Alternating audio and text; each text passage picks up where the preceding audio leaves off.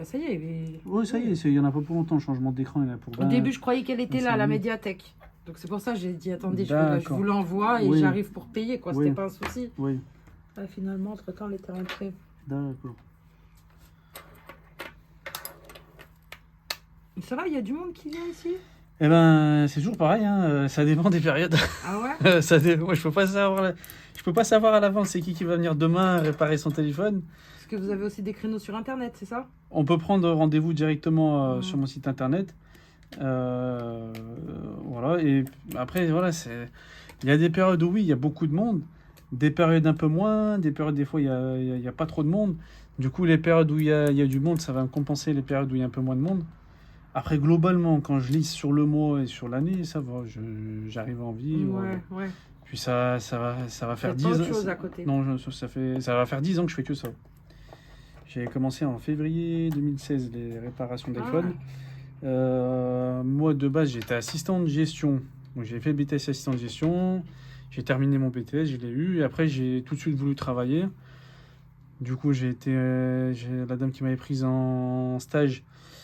Elle m'avait dit qu'il y avait une dame qui était en congé maternité pendant 6 mois. Du coup, j'ai fait un CDD de 6 mois.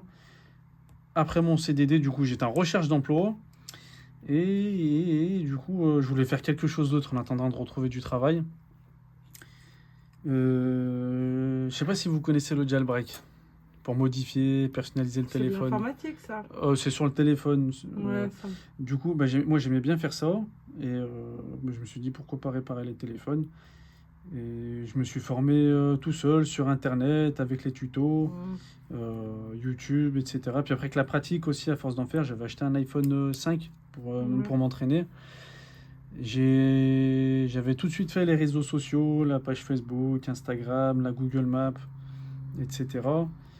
Avant, pour me trouver aussi, j'avais l'annonce Le Bon Coin pour avoir des clients tout de suite, etc. Je m'étais tout de suite déclaré aussi, comme ça au moins tout est carré.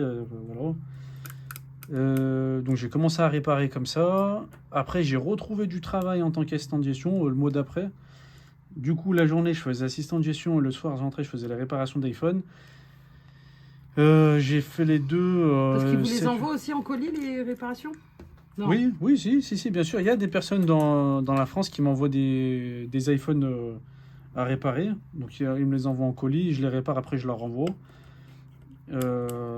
Et du coup, c'est 7-8 mois.